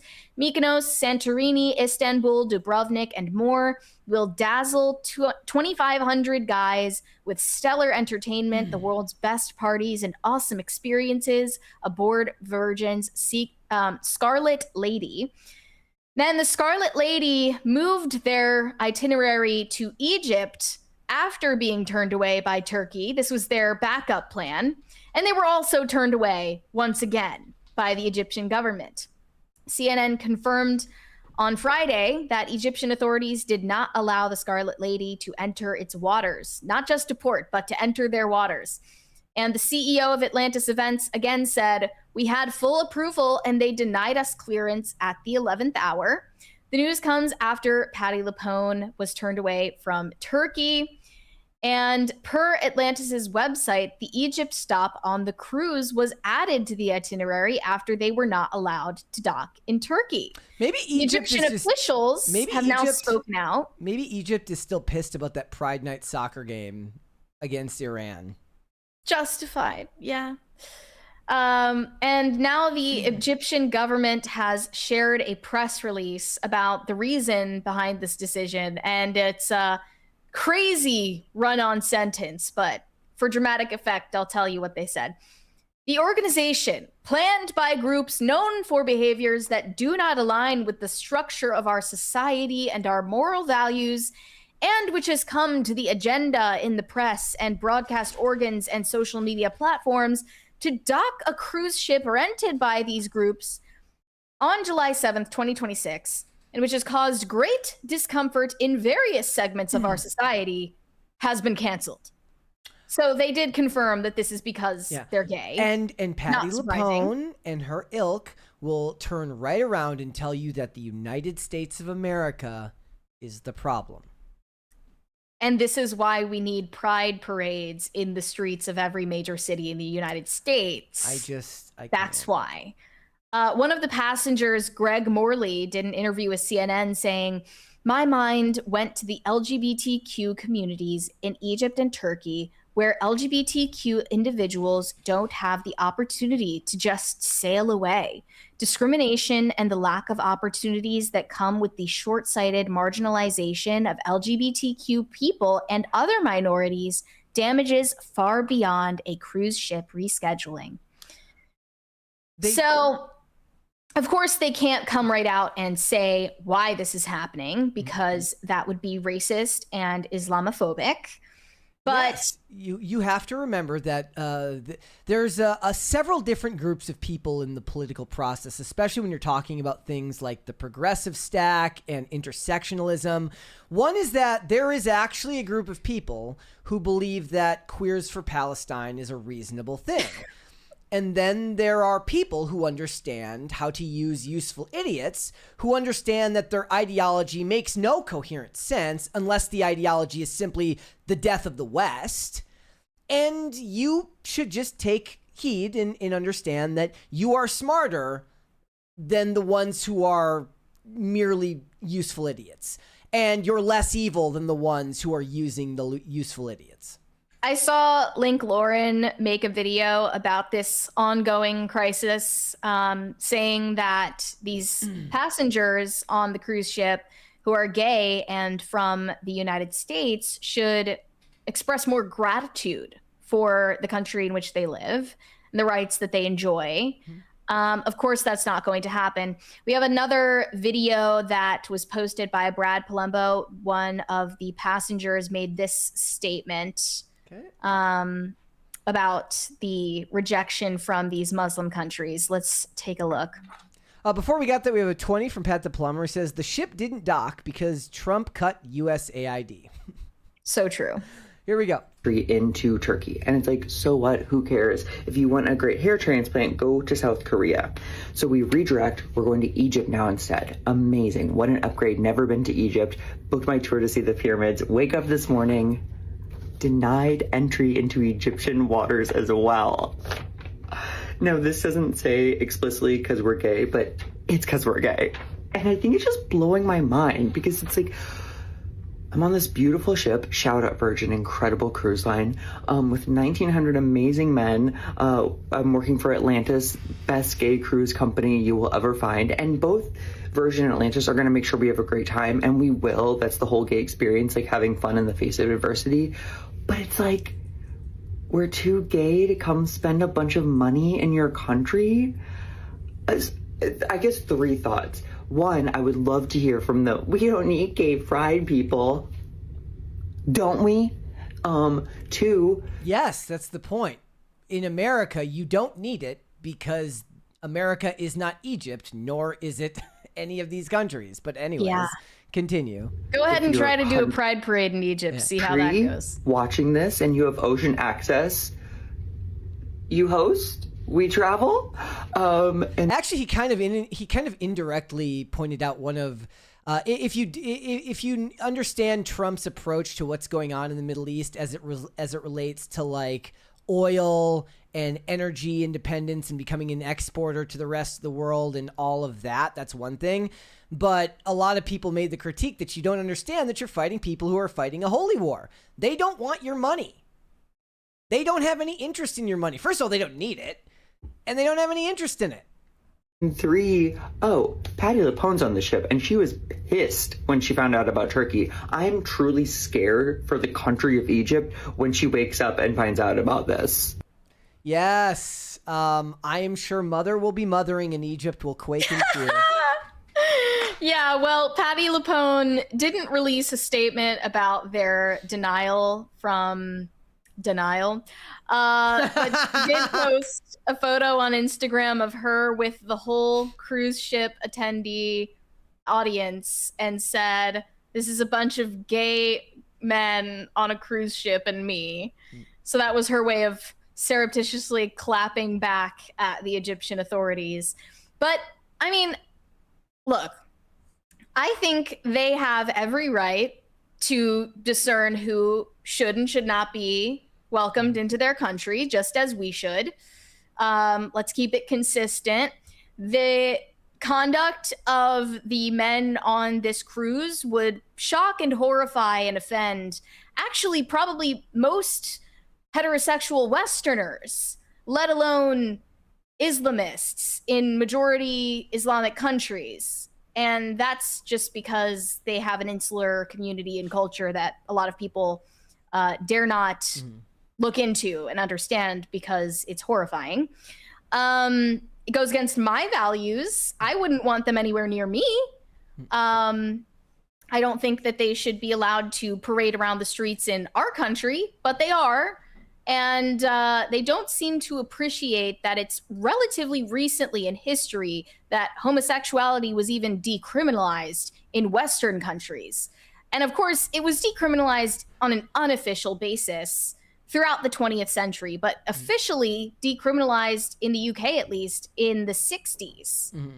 This is a very recent development, and they have no idea, obviously, the cultural and historical context of what is happening, and nor do they care to understand. Oh, no, yeah. So, like, if you're talking to me who doesn't give a crap if you're gay and doesn't matter one bit, does care that you don't seem to have any respect for the fact of the freedoms that you have here in America and what you're afforded, the idea of saying, like, I quake in fear for what's going to happen to Egypt when Patti LuPone finds out, proves that you are not a serious person without a serious understanding of geopolitics or how the world works.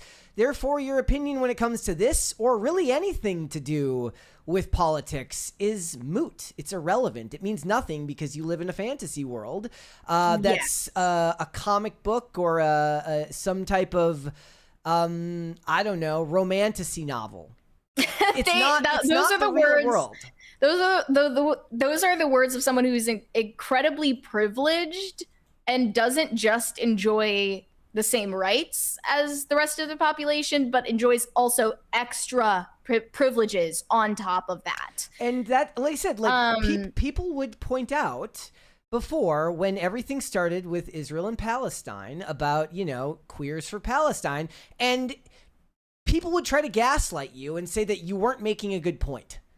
No, you're making a good point. The difference is one side of them is useful idiots, as I said before, who are just out marching because they're LGBTQ and they feel some type of kinship in the West with the people who show up to their school wearing a hijab.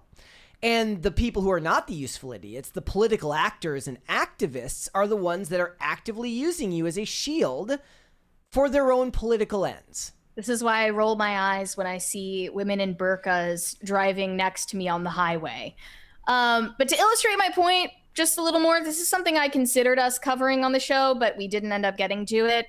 There is a gay actor who created a dating app for other gay men recently. It's called, I saw that. What was it called? Like Goose or something? I forget. I have no idea. I saw the same story, yeah. Anyways, he launches this dating app as an alternative to Grindr, which is a hookup app. And he wants people to feel free to use this for the purposes of meeting friends or going on dates, or just, getting to know people in a normal way that has nothing to do with sex, that has nothing to do with hooking up with someone just for the purposes of sex who's a stranger. And as a result, he was dragged by his fellow gays for trying to sanitize what it truly means to be part of their community. And according to them, in their own words, in these comment sections, having hookups with strangers countless times is an essential piece of gay culture. So that's just scratching the surface of what I was referencing earlier. Not that we need to get into the nitty-gritty details. I think to redeem this segment, we ought to share this video from an attendee on the JoJo Siwa cruise, a former gay, by the way, because hers looks a lot more fun. JoJo Siwa cruise, so you don't have to. Well, no one has to, but her fan base of majority 30-year-old British women definitely have to. I got to meet her in her $10,000 a night cruise suite that had like a slide in it. We got a picture together for $300 on top of the JoJo Siwa ticket cruise price of $3,000. Then we bedazzled stock photos of her, and she gave constructive criticism, but when she came to me, I accidentally drowned poor JoJo in glitter, but she thought it was funny. Kind of deep fried you, I'm sorry. You fixed my hairline. That's all that matters. I also got a goodie bag, but everything in it was just AI generated. Like, you got this passport and you had to collect stickers throughout the weekend from all the different activities you could do. But there was also a keychain from that one music video where she operates a jackhammer, like, suggestively. And there was a anti-hantavirus hand sanitizer, which was like a nice touch. There was a lip balm. It was really, I can't lie. Anyways, every night they had like a JoJo Siwa club with posters of her various eras, and one of her team members came up to me and was like, you know what?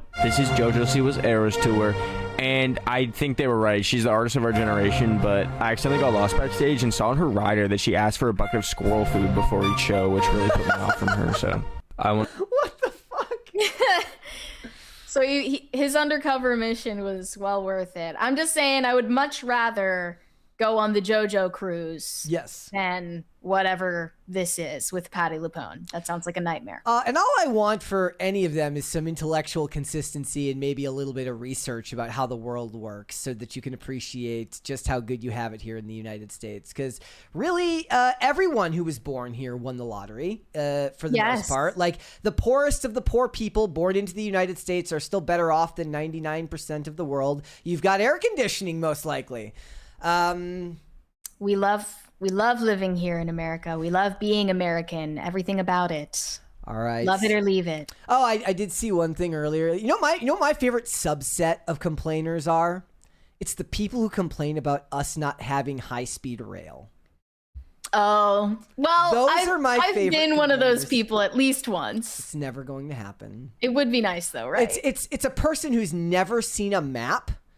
And that's me. I've never seen a map. Okay, and they're also the people who talk about how the people get screwed by the government without being willing to admit that to build high-speed rail, we would have to displace literally millions of people all over. Yeah, well, I mean, that is happening already because of data centers, but that's a different conversation entirely. All right. Okay. Let's go to Superchats. Shane H. Wilder said, wait, produce might be contaminated with a parasite that makes you shit your brains out? Guess I'm going to have to go carnivore until this is sorted. I don't know if even that's safe, but they did tell us not to eat produce for maybe the rest of 2026. I've already failed at that. There you go. I'm safe, though, for now. I guess if I disappear from PCC for 6 months, you'll know why. But... yeah, they still say they have no idea how it's spreading or how to treat this strain of the virus, which is terrifying. I'm hoping it's not going to be the next COVID because that's just so much more embarrassing than getting a flu. So much worse. And I mean, if you thought the toilet paper shortages were bad during the pandemic, get ready for a pandemic that actually has to do with shitting. Well, the toilet paper will be a thing of the past. You better buy a bidet now. No, so before the meme was, the meme of the Indian guy with all the jewelry on, it said like, It was like soap CEOs after COVID happened. Now it's going to be anti-diarrheal CEOs after COVID Guys, start investing in Imodium. Yeah, Imodium, sure. Robert Delera said, did anyone see the video of the guy getting tossed by the bison at Yellowstone National Park? That could be worthy of cringe of the day. I didn't see that. I didn't see that either. Are we sure it's real? I keep seeing things and just like not finding the world as interesting because of AI. But yeah, I'll look for it. Shane H. Wilder. Oh, we already read that about 91. We got a Rumble rant here from Broody Gambit. It says, I'm glad nothing was wrong Saturday. I had hopped on at 7. I just had the elevator music as background music while I was painting a bit. I ended up heading downstairs and watching Equalizer 3. Equalizer 3, this is maybe one of my hotter takes. Equalizer 3 is the only one I rewatch. I think it's because of, it's set on that little island, and I know that they filmed it during COVID in Italy. And the landscape is a character unto itself. But I rewatched the third Equalizer movie probably more than any modern movie that's come out in the last couple of years. If I pass by it on Hulu, at least until my Hulu subscription lapses, I definitely watch it. So I am sorry about that, and I will try to keep pace for the one not. Because we don't have it next week. It's the week after. It's every other week. So I will try to make it on time for the one after that. So thank you. Why'd you get a Hulu subscription in the first place? I just got, I don't know. There's a lot of shows on there that I like to watch. You had good things to say about it. It's definitely the most consistent, meaning that shows rarely, if ever, disappear. Like if I checked for a show on there last month and I checked for a show on there 2 years ago, it's still on there, most likely. They got rid of Terminator, the Sarah Connor Chronicles, and I never quite forgave them for that. But in general, and they got rid of Dollhouse. But in general, if I looked for a show back in the day, it's still on there. I want to get Hulu just to rewatch The Act, which doesn't sound like something that would be very rewatchable based on the subject matter, but it was a really well done show. I always feel emotionally blackmailed by Amazon Prime telling me this is going to get taken off the platform. This is going to get taken off of Prime in 2 days. Oh, yeah. I actually better rewatch it now. I wish they wouldn't do that. Actually stops me. So when it says leaving soon, I'm like, well, then why would I start? Yeah. Why would I start? Like, well, if it's a show, I guess if it's a movie that's leaving the platform, I'm more likely to do it, to cave to the emotional manipulation. Last time I had HBO Max, I got it just so I could watch old episodes of Cold Case, and then I'm like, there's like 7 seasons of this. I'm never getting through this in the next 2 weeks. The one I'm thinking about getting seriously is BritBox, because I've been wanting to go back to the classics. I'm talking Faulty Towers, I believe also As Time Goes By, Upstairs Downstairs. I would also check out Acorn TV, which I think has a lot of those shows. Everything that used to have the Masterpiece Classic intro. I watched that on YouTube just because I missed it.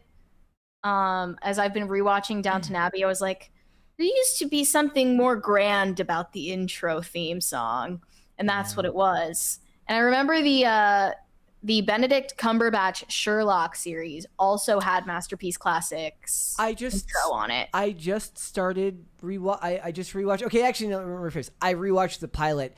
I really didn't care for the second episode. The blind banker. I don't remember it well. The blind banker just meanders so much in the first episode. Like, it's like, maybe it's hindsight, but it's like after the first watching, you're like, how does the world's greatest detective not know that it's a cab driver? Like, when the cabbie's like in the house waiting for him, and then he gets a text basically saying, come with me. I'm like, he should have come to that conclusion much, much sooner. But I do love that first season. Well, I never watched any of the Robert Downey Jr. Sherlock. I only saw the first one. I didn't see the second one. But I love Elementary. I thought that the Benedict Cumberbatch one was supposed to be that he he overestimates his abilities and like is prideful and isn't willing to admit.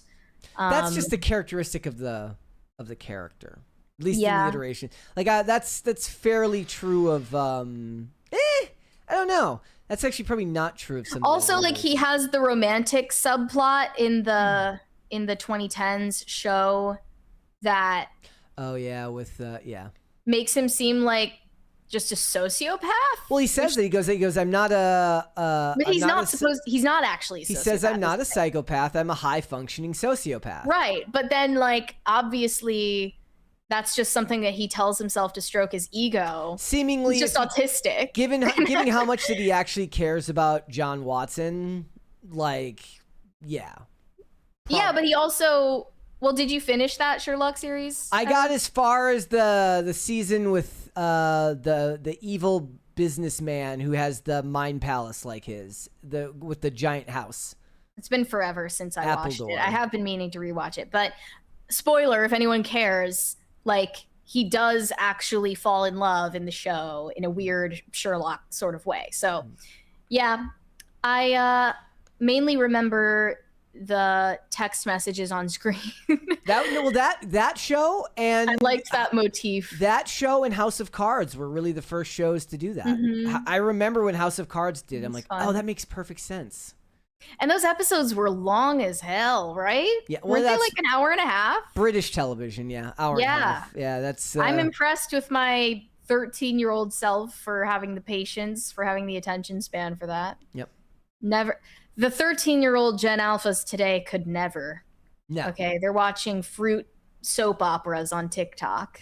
Not to mention, so much of that show was like, it's supposed to be shots of him observing things, so it's a lot of interstitial shots of like objects and facial expressions with like text frantically. Actually, it might hold their attention because it's like it's frenetically paced and constantly maybe bouncing around. Just if they have subtitles on, it would make it much easier, I'm sure. Yep. What was I gonna say? There's just something else on my mind about Sherlock, but I love those shows because it was ostensibly true that you like before we made actors pedestrian looking in America, it fit the motif of British television for the majority of the actors to be normal to sometimes even below average looking. I'm not gonna lie, doesn't fall into that category, but like, well, they're not average looking. Like they are allowed to have a more weird look. Like think of Benedict the guy. Cumberbatch is a weird looking guy. Yeah, but he still would be considered traditionally handsome. He's skinny. He's not fat or anything. But like a lot of the like any of those shows with like where they play like a detective or an investigator, they look like they could work at the local bookstore, and I like that. Yeah. Well, people just make fun of him for looking like an otter, which he does, but that's okay. I am not ashamed to admit that I did have a crush on Benedict Cumberbatch in middle school, but that is no longer true. Like, I'm sorry, but I totally believe that these women solve crimes. I've never seen that before. This show is actually a lot of fun. Huh. And they look like your aunt's, best friend who she lives with. Right. Moon at Noon said, I said hello, damn it. Hello. I didn't see that anywhere in the super chats before you sent that one, so hello. Robert Delara said Taylor probably gave Travis the Michael Corleone line regarding their wedding. It's nothing personal, it's just business. This is business. Everything is business to her. Take the mic, leave the cannoli. Corey Anderson said, I didn't know we were getting the OC and Mary show today.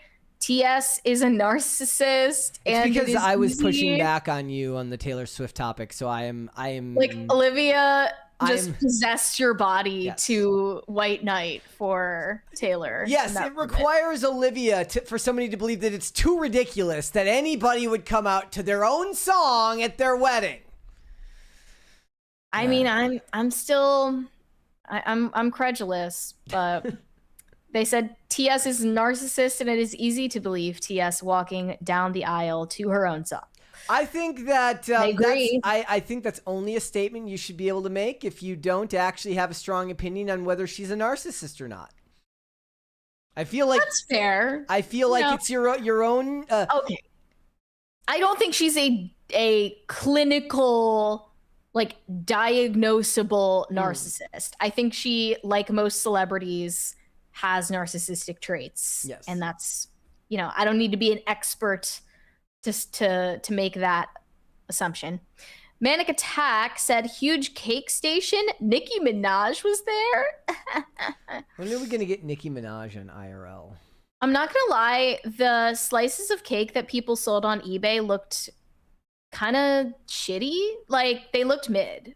Not good. There should be at least 3 layers of icing in cake. Like, I'm sorry, like, too much of the stuff that's coming out is like making it seem so tacky to the point where it feels like I'm being gaslit and it's all just an op. You'd be surprised, Brett. If only you were a fly on the wall. I would have loved to have gone to that. The most hard to believe, though, is that Paul McCartney and Stevie Nicks' old asses are out there on the dance floor at like 2 a.m. No way, Stevie Nicks is out on the Stevie Nicks to this day is out on the dance floor, and she's like, couldn't have done this if I'd had the baby. Like she was like on stage, finishes her songs, and everyone's like, encore, encore, and she's like, I said what we I couldn't really do an encore if I didn't get an abortion. I don't remember if it was you or Olivia that I said, please tell me that Travis like pushes her face in the cake. If Travis Kelce pushes her face in the cake, we have just reordered society entirely. Yeah. I take back what I said when they were like first dating, that like Taylor Swift having a baby would make any difference in the birth rate. I take that back now. But if Travis Kelce shoved Taylor Swift's face in the wedding cake, I think that would be the beginning of like a century of men. Like it would be like Year of the Boy every year for the next 100 years. I had to do it. Travis did it to Taylor. Yeah. Shane H. Wilder said, so the entire event is a circus and people bought the circus trash. You know what P.T. Barnum said? There's a sucker born every minute. I feel like that's one of those ones that Tim always mentions as like a quote that's been mischaracterized over time.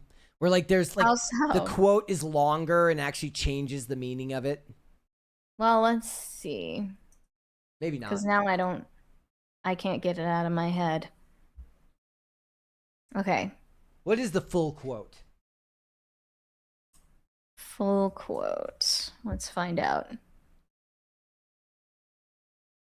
It's from... Oh. Maybe it never even was said. There you go. It's apocryphal. Says it's commonly attributed to P.T. Barnum. Historical evidence suggests he never actually said it. The quote likely originated with con men such as Joseph Hungry Joe Lewis or banker David Hannum, who used it to describe victims of Barnum's hoaxes. The full quote is possibly, there's a sucker born every minute, and some have remained suckers all their lives, but none of them ever die. Okay, I don't even know what that means. I don't know. Interesting. Shane H. Wilder said, electrolytes, it's what plants and Marys crave. I wonder if you still don't think that Taylor Swift is ever going to get divorced? You think this sticks it out? I don't see her getting a divorce, no. But maybe this will get clipped and it won't age well. I just don't think they're going to get divorced because, well, I don't know. People who wait longer tend to divorce less often, like people who wait longer before getting married. I imagine that lower divorce rates. Because I was thinking like she could have like a remix of 22 and it's like, I don't know about you, but I'm on Marriage 2. And she could write like I'm on Marriage 2. Yeah.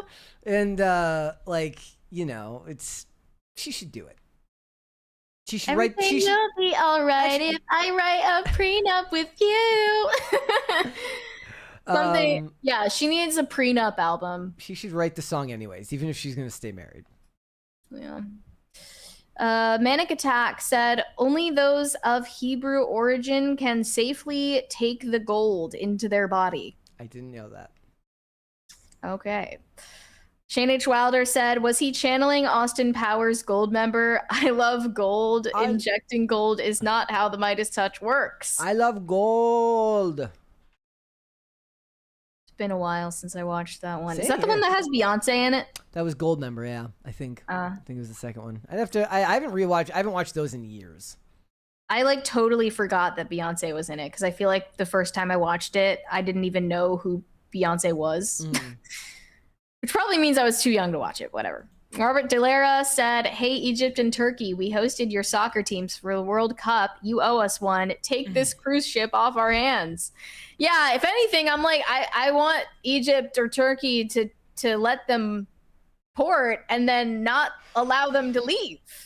Then we wouldn't have to deal with these people anymore. Yeah, I believe, if we really knew what was going on that cruise ship, we would not let them come back. That is just cruise ships, monkeypox. Cruise ships in general seem like a horrifying experience to me. The more I hear about cruises, the less I want to go on one. I mean, everything I learn about a cruise lately makes it even more terrifying. Yeah. Like, I don't like the idea of signing away the control of where I can go, the way that they can almost imprison you, the possibility of it turning into some kind of virus outbreak. I don't know. There's just something about it, being stranded, that freaks me out. Make a show about somebody whose whole dream in life is to become a member of the CDC, not because they want to save people's lives, but because they want to go on cruise ships all the time. By the way, if we have any Disney adults in the audience, I'm considering going to Disney at some point this year. Ooh. In Florida, that is, not California. If you have any tips for how to survive Disney on my first go, let me know. Pat the Plumber said, the ship can't dock because Trump cut US AID. Yeah, I got that one. More like US AIDS. Am I right? Shane H. Wilder said, I doubt a majority Muslim country is going to give a flying fatwa what a woman and a boatload of queens thinks. They're all friends of Dorothy. Boston said, $2 for the alarmingly stunning Righteous Mary You Rock. Thank you. He sent another one. $2 for Mary's crippled black Ken doll, racist Mary. I don't remember taking his legs off. They were just, it's like they were always off. It's like he came like that. I don't know. I don't take responsibility. Pop Culture Junkie said, if you like Faulty Towers, you might like Blackadder. I have watched Blackadder on a handful of occasions just because my dad watched it. Mm-hmm. And I didn't mind it. I think a lot of it went over my head, though. So I have been planning to rewatch that. That's on the long watch list. But I'm sure that's also on BritBox. Shane H. Wilder said, Hulu is so worth it. Also, I have more respect for you now after mentioning Faulty Towers. Not that I didn't have respect before. I would recommend Are You Being Served and Father Ted. I also want to watch all of Father Ted because I've seen episodes here and there, but I haven't gone all the way through it before. I've seen the classics. What is Father Ted? I'm pretty sure it's actually an Irish show, but it's about a Catholic priest. It's a sitcom. I watched. I tried to watch some of Father Brown, which is about a priest who solves crimes. Yeah, it's pretty good. But I thought that was. I didn't know there was a show about it. I thought it was just the book series. No, there's two versions of the show actually. Oh. Yeah, I mean it goes all the way back to the 70s. Okay. Yeah. I tried to watch the show. I think it's called Hamish Macbeth, and it was Scottish, and I'm like, I don't know what the fuck he's saying. Well, you can use subtitles. I'm not doing that. Not for every character. If there's one character that I need to do it for, sure. But if every character sounds like they're at the bottom of the ocean, I'm not doing that. Shane H. Wilder said, if Hungry Joe met Sloppy Joe, he wouldn't be hungry. I think it was Scottish. If I'm wrong, I apologize. But yeah. High Voltage 75 said, Brett, did you see the trailer for the new movie Digger starring your hero Tom Cruise? Thoughts? I have not watched the new trailer yet. I will probably go see it. I thought you said you did watch the trailer and it didn't make sense. No, I watched the original trailer and it didn't make sense. I haven't watched the new one yet. Okay. But the original one was like more of a teaser. Is it about a guy who digs holes? I have no idea. I'll probably go see it. Let me People are see saying what he's it's playing about. against types, so we'll have to see. Okay, it is a political satire and dark comedy film. You know, not my usual. Follows Digger Rockwell, an unruly aging oil magnate, described as the most powerful man in the world, who is nearly unrecognizable in the role with a pot belly, a southern accent, and thinning hair. I'm assuming that means it's Tom Cruise. Yeah. After his company unleashes a catastrophic ecological disaster, potentially an $18 trillion mistake involving a shifting iceberg in Greenland that threatens nuclear war, he is ordered by the U.S. president, played by John Goodman, to fix the crisis. He embarks on a frantic, chaotic, and over-the-top mission to prove he is humanity's savior before his own greed destroys everything. Okay, what are you like? So, do you consider Donald Trump to be fat? Yeah. Okay, so he's kind of Yes. the modern example of a president who can He wears be it well. I'll say that. noticeably fat, right? Like I was just thinking about it. But the joke, the quasi joke I was gonna make is like John Goodman took all that Ozempic just so he could finally play a U.S. president. But I guess you can play a U.S. president if you're fat. Like was Teddy Roosevelt kind of a big guy, or was that the other one? Wasn't it Taft? I mean, I'm not saying like I know there notoriously- were some that were like Taft, or some of them were like big. But in the modern era, Roosevelt- Bush was normal sized. Obama was pretty thin. Mm-hmm. Clinton Yeah. was, like who knows if they were in shape, but they weren't like noticeably fat. Right. Yeah. Well, okay, Trump is fat, but he wears it well, and the fact that he's tall helps. Yes, But he has amazingly tailored suits, that helps. and he doesn't get enough credit for that. I would love to have a coffee table book about Trump's sartorial journey through his entrepreneurial career, as a TV personality, as a politician. I would be really interested in that because it's hard to, I don't know, like I think it's kind of a feat of tailoring in and of itself that he doesn't look as fat as he is, because he's definitely fat. Elon Musk also pulls it off with really well fitting suits cause Yeah, he's pretty big. I mean, Elon is like not, it's weird. He's not fat. He's just barrel chested. I feel like Yes. he has like lung issues. But I'm saying being barrel chested would actually affect how your clothes look on Right. you. So it's like Right. his suit, fixes that. Yeah. But I feel like maybe there weren't as many fat presidents because there wasn't, they didn't have seed oils in the food. That's what it is. Yeah. And here's something to gross you out today. Look up Nixon's breakfast that he ate every morning. It's the most disgusting thing I've ever seen. What was it? He would eat, apparently, I don't know if this is like actually confirmed to be true, but supposedly he would eat for breakfast every morning a half sliced grapefruit with cottage cheese on top. I've heard that before. That is disgusting. Yeah. And I would not give it a try. Yeah. Sounds like the most like 1970s. Look, if you're trying to lose weight, cottage cheese is one of the ones they recommend for you. Cottage cheese, Greek yogurt. Well, I have heard that mixing it into scrambled eggs before you cook them actually is really good, but I don't know if I'm willing to try it. Yep. I'm not that much of a protein sycophant.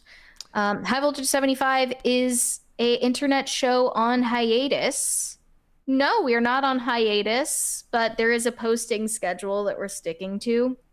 So that's why there hasn't been a full-length episode coming out yet, and obviously they take some time to edit.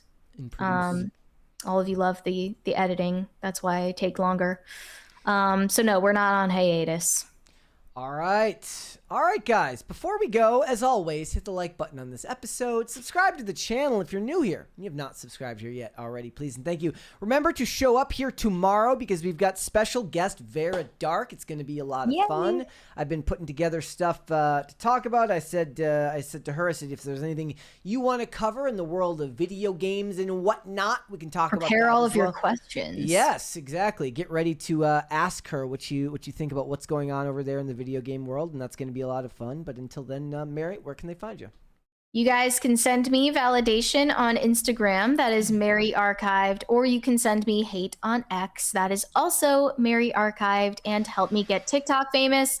That is also Mary Archived. We have one more super chat here, I believe, from Shane H. Wilder. The Father Brown Mysteries were part of Masterpiece Theater. They are decent adaptations. Taft was so fat, they had to make a custom bathtub for him. See, it took commitment to be fat back in those days. You had to eat pies. Fat people used to eat pie. You don't really see that much anymore. You can just be fat without even trying now. It's crazy. All right. Ladies and gentlemen, if you want to follow me, I am on Instagram and on X at Brett Dasovic on both of those platforms. PCC is live 5 days a week, Monday through Friday, 3 p.m. Eastern. That is, of course, noon Pacific. We are on Amazon Music, Apple Podcasts, Pandora, and Spotify. If you would like to listen rather than just watch the show, you can also rate and review on Apple Podcasts and on Spotify, which is a great way to help us out. And if you want to follow us on social media, we are on Twix at popculture_show, Facebook at Pop Culture Crisis, Instagram at Pop Culture Crisis Pod. Guys, we will be back with special guest Vera Dark tomorrow. We will see you then. Bye, everybody. Bye.